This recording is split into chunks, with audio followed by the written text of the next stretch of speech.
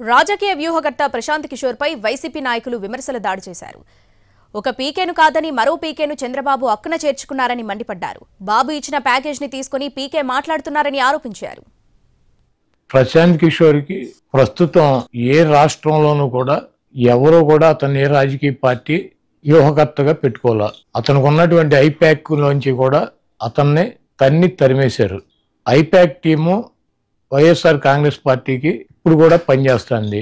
ఋషి ఆధ్వర్యంలో లగడపాటి రాజగోపాల్ లాగా ఇతను కూడా జ్యోతిష్కం చేయడం మొదలెట్టాడు.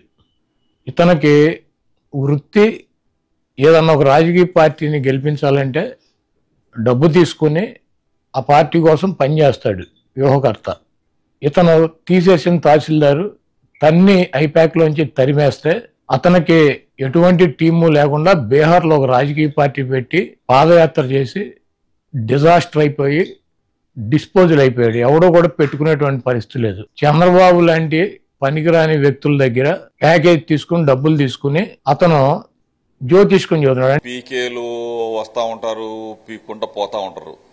వీళ్ళ గురించి మేము అసలు పట్టించుకోము. ఎందుకంటే పొలిటికల్ అనలిస్ట్ అంటే వాళ్ళ దగ్గర నుంచి ఫీడ్బ్యాక్ తీసుకుంటాం తప్ప వాళ్ళని చూసి ఆవిడ ఓటేయడము. ఓటేసిందల్లా ప్రజలు జగన్మోహన్ రెడ్డి గారిని చూసి, పైన ఉన్న దేవుడు డాక్టర్ వైఎస్ రాజశేఖర రెడ్డి గారిని చూసి మాత్రమే మాకు ఓటేశారు.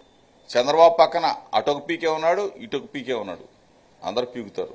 డీబీటీ ద్వారా మేము గెలుస్తున్నామని ఎవడు చెప్పాడు?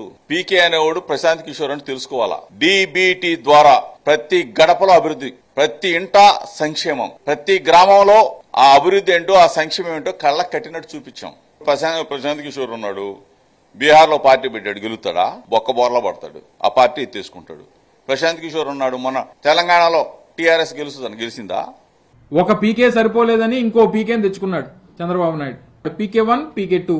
నిన్న కూడా ఆయన ఈరోజు హైదరాబాద్ లోనే మాట్లాడినట్టుగా చూసాం. నిన్న కూడా ఆయన చంద్రబాబు నాయుడు గారిని కలిసినట్టుగా వార్తలు వచ్చాయి. నాకున్నటువంటి కాస్త సమాచారం, ఇలాంటి మీడియా మిత్రులు చెప్పినటువంటి సమాచారం ప్రకారం దాదాపు 3 గంటల పాటు వారితో సమావేశం అయ్యావని, నువ్వు ఇప్పుడు రచ్చగలుద్దాం అనేటువంటి ప్రయత్నం చేస్తున్నటువంటి ఈయన ఈ రోజు వచ్చి ఆంధ్రప్రదేశ్ రాష్ట్ర ప్రజల తాలూకా మైండ్ సెట్ ని తాను ఇచ్చేటువంటి స్టేట్మెంట్ తో మార్చాలనేటువంటి ప్రయత్నం కనబడతా ఉంది. అది జరగని పని. బీహార్ లో మన రాజకీయ పార్టీ పరిస్థితి ఏంటి? బీహార్ లో ప్రశాంత్ కిషోర్ రాజకీయ పార్టీకి ఏదైతే పరిస్థితి ఉందో, ఈ రోజు ఆంధ్రప్రదేశ్ లో చంద్రబాబు